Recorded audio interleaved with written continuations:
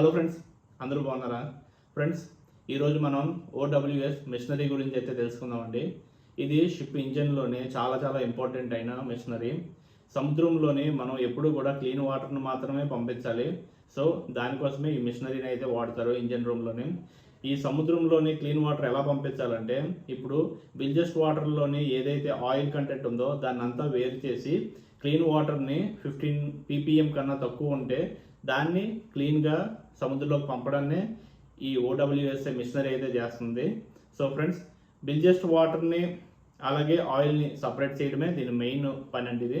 ఇది pollution కంట్రోల్కి compulsory ఉండాలండి. ఇది ఒక ఎక్విప్మెంట్. ఇది మార్పోల్ రూల్స్ ప్రకారం 15 ppm కన్నా ఎక్కువ ఆయిల్ కంటెంట్ ఉన్న నీరు డిశ్చార్జ్ చేయకూడదు.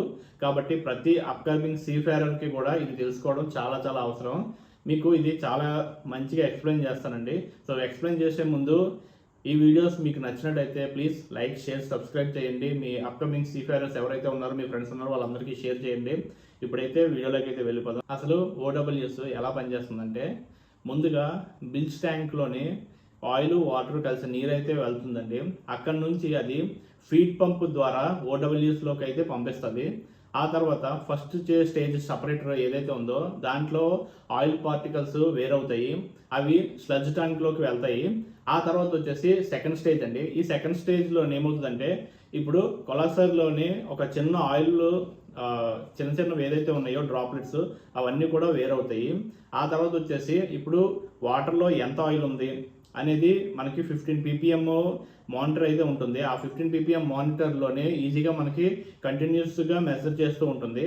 ఆ తర్వాత వచ్చేసరికి ఆయిల్ కంటెంట్ 15 ppm కన్నా తక్కువ ఉంటే అది ఓవర్బోర్డ్ అవుతుంది, డిశ్చార్జ్ అవుతుంది సముద్రంలోకి.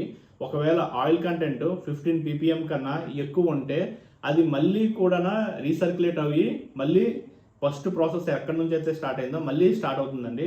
అది వచ్చే వరకు కూడా బ్యాక్ టు బిల్జ్ వాటర్ ట్యాంక్ ఏదైతే ఉన్నదో దాంట్లో అయితే వెళ్ళిపోతుంది. ఈ ఓడబ్ల్యూఎస్ని ఎవరు చూసుకుంటారు?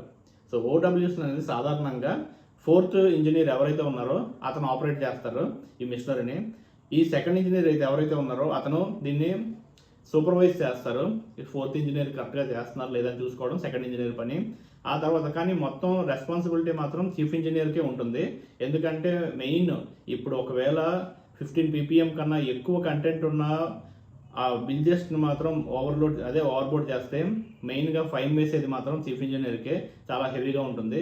సో ఈ మెయింటెనెన్స్ కొన్ని టిప్స్ చెప్తాను, అది గుర్తుంచుకోండి, మీ ఇంటర్వ్యూస్లో కూడా పనిచేస్తుంది.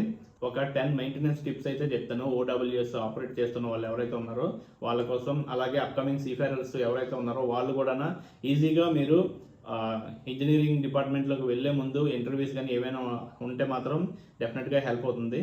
సో ఫస్ట్ వచ్చేసి ఫిల్టర్స్ మరియు కొలాసర్ క్లీనింగ్, రీప్లేస్ ఇవన్నీ కరెక్ట్గా ఉండలేదో చూసుకోవాలి.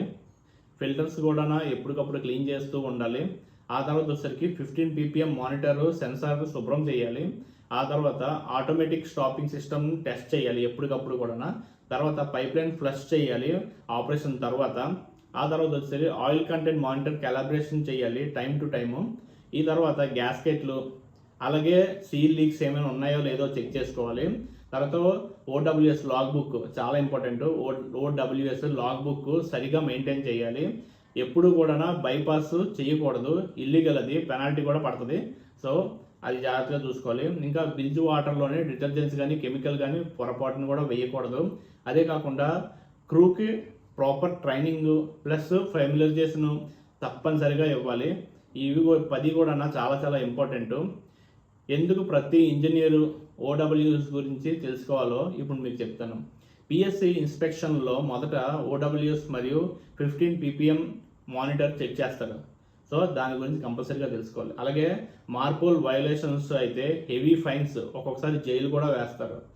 సో అందు గురించి కూడా తెలుసుకోవాలి. ఇంకా షిప్ రెప్యుటేషను దాని మీద ఆధారపడి ఉంటుంది. ఇప్పుడు షిప్పింగ్ కంపెనీస్ రెప్యుటేషన్ ఉంటుంది కదా, దాని మీద కరెక్ట్గా క్రూ పనిచేస్తేనే షిప్కి, ఆ కంపెనీకి మంచి పేరు అయితే ఉంటుంది. అందుకే ఫ్రెండ్స్, ఓడబ్ల్యూఎస్ చిన్న మిషనరీలా కనిపించినా సరే షిప్ సేఫ్టీ అలాగే ఎన్విరాన్మెంట్ ప్రొటెక్షన్కి చాలా పెద్ద రోల్ ప్లే చేస్తుంది. సో సో ప్రతి ఇంజనీర్ కూడా తప్పనిసరిగా తెలుసుకోవాల్సింది ఇది. అలాగే ప్రతి ఇంజిన్ క్యాడెట్ కూడా, అలాగే ఎవరైతే వైపర్ నుంచి ఉన్నాయి ఇంజనీర్ వరకు ఎవరైతే ఉన్నారో ప్రతి ఒక్కరూ కూడా దీన్ని సరిగ్గా ఆపరేట్ చేసి మెయింటైన్ చేయాలి. ఫ్యూచర్లో మీరు షిప్ జాయిన్ అయ్యాక ఇన్స్పెక్షన్లో మీరు కాన్ఫిడెంట్గా ఎక్స్ప్లెయిన్ చేయాలి ఓడబ్ల్యూఎస్ గురించి. సో ఫ్రెండ్స్, ఈ వీడియో మీకు నచ్చినట్టయితే లైక్, షేర్, సబ్స్క్రైబ్ చేయండి. అప్పటి వరకు జై హింద్.